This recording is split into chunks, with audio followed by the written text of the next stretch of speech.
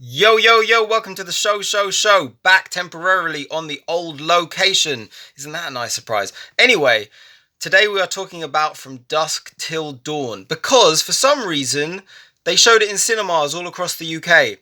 Don't know why, but I saw it. Was it an anniversary? Doesn't really matter. It's a perfect time to review the movie, seeing as I just saw it on the cinema for the. I've seen. Alright, so let's make it clear.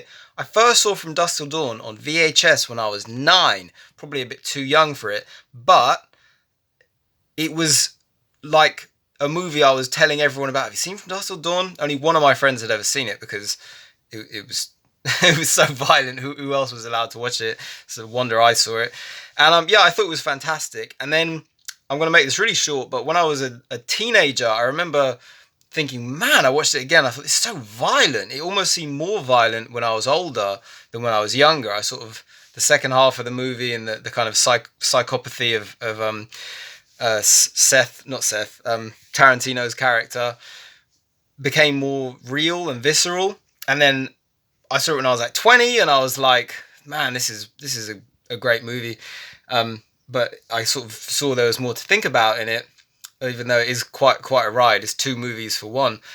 And then now I've seen it for the first time in the cinema, having seen it a number of times. Now, just one thing I'm going to say before leaping into the movie, and it's not a sponsor. I'm not going to suggest a sponsor. Buy this and you'll be no. But there was a documentary about From Dusk Till Dawn it's called Full Tilt Boogie, and it's on the DVD special edition, which is there. That's the one. And that documentary is feature length, and it is one of the best film documentaries I have ever seen. That documentary could be in the cinema. It's that standout and unique. It's like an hour and a half. It was made while they were making the movie, and it's really, really something. And I remember watching that again. It's like I got two movies for the price of one on the DVD, and it's also like you get two movies for the price of one with From Dusk Till Dawn anyway, right? As you know if you know the movie. So, let's talk about it. It's really interesting seeing it now because Tarantino has said more than once that all of his movies mean something to him. They all mean something personal to him, but he doesn't put it on the forefront, and why should he? Great writing, it should be underneath. You should be watching something to enjoy it and have a good and exciting time. And then if there's meaning there, it should kind of settle in and be something you think about afterwards. Some would argue, if at all. Depends what you go to the cinema for. But I want to talk a little bit about what some of it means. First of all, it's pretty obvious that it's kind of like when evil meets evil. So these are, the Gecko brothers, are vicious evil brothers. But George Clooney's character is not fully evil. Like he says at the end of the film, he says, I'm a bastard, but I'm not a fucking bastard. And he's got so many lines. The script is so good in From Dusk Till Dawn. It really is. It's like every line is a quotable line. Young Tarantino magic, where it's like every line is a poem in its unique way. But it's kind of interesting. So to break it down a bit, it's like George Clooney's character is in a way in his own hell because he's a thief and he's not a psychopath. His goal is to kind of go against the system, but he's not a killer. He's not gratuitous. But his brother, Quentin Tarantino's character, is a full-on psychopath. And this is made evident by the bit when Juliette Lewis's character, I'm assuming you've seen the film, by the way. This is a review for people who've seen it. Juliette Lewis's character turns to Tarantino when they first meet, and she says, "Would you like to? Would you like to eat my pussy for me?" And we know, okay, this is in his mind, right? He's nuts. That's the one time you go, okay, he's nuts. He's completely delusional. He sees things that don't happen, right? This harks back to the opening scene of the movie when he shoots the sheriff and he shoots the guy behind the counter, and he says, I saw him mouth, help us. And now we know for sure, like, he just sees things. This character's nuts. He's out of his mind. And because he's nuts and he's delusional, he pulls George Clooney's character into the hell of association. So it's like whatever happens, they're brothers. So they both get the blame for it. They both get perceived as full-on evil, even though really only one of them is. Now there's a bigger argument. You could say, well, is it really evil if you're completely out of your mind? Because he's nuts. He doesn't really know how evil he is. But that aside, you've got different levels of evil. So you've got sort of like the man who breaks the law, not really evil, just a villain in the eyes of society.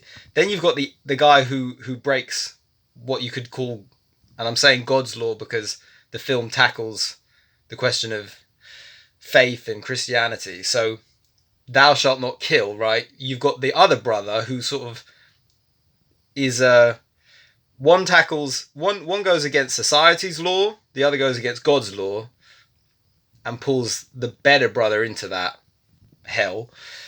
And then you've got the two of them coming face to face with the highest form of evil. So it's like evil, more evil, real evil, or extreme evil, metaphysical, religious, satanic evil. And it's sort of like what happens when bad meets evil. It's that sort of thing, like that Eminem song. And in that regard, it's actually really quite interesting. And the whole question of do you believe in God is also interesting because that always resonates. There's a depth to From Dusk Till Dawn, and most people I've ever spoken to about it tend to say, I love the second half of the movie, but I prefer the first half of the movie. I wouldn't change it, but I kind of wish there were two versions of the film where we get to see a one that's like a carry-on in the way it begins. But I think that one thing that stays with everybody is whether or not you pay attention to it, is this question of God and faith. And the thing that's quite interesting is, of course, Harvey Keitel's character, having been a pastor, has lost his faith in Christ and God. And that, what's kind of happening with that character is it's almost like you haven't been hurt enough. So it's almost like saying you can believe in God because you're who knows, born into it, raised in it. It's been a part of your life for your whole life.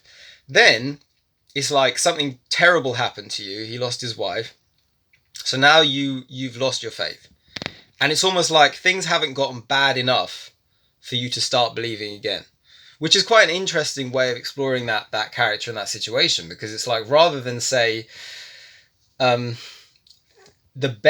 things get better for you again, maybe you fall in love again, then you'll start to have faith again. Instead, Tarantino's kind of going, you have to come face to face with the devil to then believe in God, which is pretty obvious based upon George Clooney's little speech of, if there's a hell and those if there's a hell and those sons of bitches out there are from it, then there's got to be a heaven. There's got to be.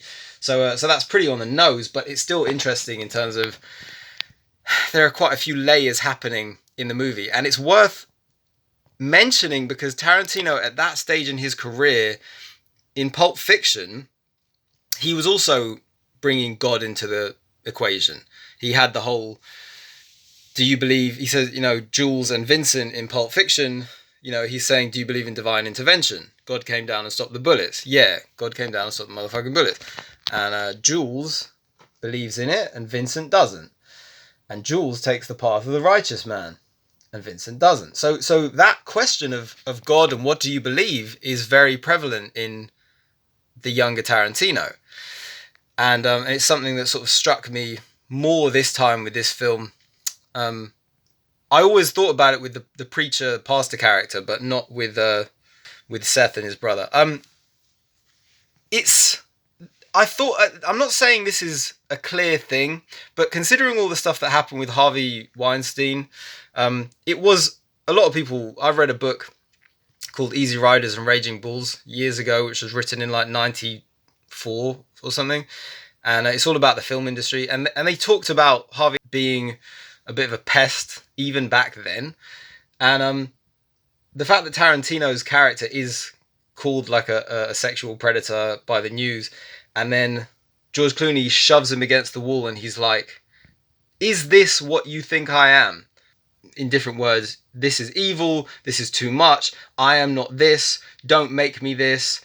And Tarantino saying there are so many personal things in his films, but he doesn't ever put it on the surface, but they all mean something to him. I did wonder watching it if, on some level, this is a Miramax film produced by Harvey Weinstein, with something in the back of his head being like,